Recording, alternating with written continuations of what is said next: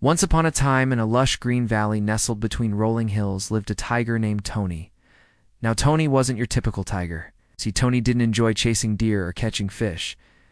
In fact, Tony was a vegetarian, and his favorite pastime was baking cookies. Yes, you heard that right, a cookie-baking tiger.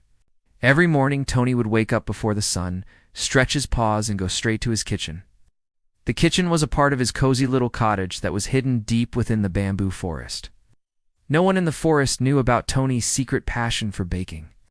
All the animals only saw him napping under the shade of the tall trees or eating delicious fruits and vegetables from his garden. One day, Tony was whipping up a batch of his famous carrot cookies. The recipe was a family secret passed down from his great-great-grandmother. It included a special ingredient, a pinch of tiger magic, which gave the cookies an otherworldly taste and aroma that enticed every creature in the forest. The cookies were so good that even the birds would fly down from their nests to grab a bite.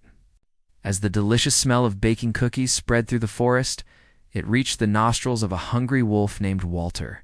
Now, Walter wasn't a bad wolf. He was just extremely hungry all the time because he had a big family to feed. His wife and 5 little wolf pups were waiting for him back in the den with growling stomachs. For days, the smell of cookies had been teasing him, but he couldn't figure out where it was coming from. Today, however, Walter was determined to find the source of the smell and hopefully get his paws on some of those delicious cookies. He sniffed the air, followed his nose, and soon came across Tony's cottage. Peeking through a window, Walter saw Tony taking the cookies out of the oven. Just as he was about to pounce, Tony turned around. Their eyes met, and Tony, being the polite tiger that he was, invited Walter in for some tea, and of course, cookies. Startled by the tiger's friendly gesture, Walter hesitantly entered the cottage. He explained that he smelled the cookies from far away and couldn't resist the temptation. Tony, understanding Walter's predicament, offered to share his secret recipe so that the wolf could make the cookies for his family as well. Walter, touched by Tony's generosity, declined the offer. He explained that his family would never understand why a wolf would want to eat cookies when there's meat to be had. They'd probably laugh in his face if he presented them with a plate of cookies instead of a freshly caught boar. Tony, being a wise tiger, knew that changing someone's long-held beliefs wasn't easy, so he simply smiled and said, "Well, then you must bring them here. I'll make sure they leave with a full belly and a happy heart."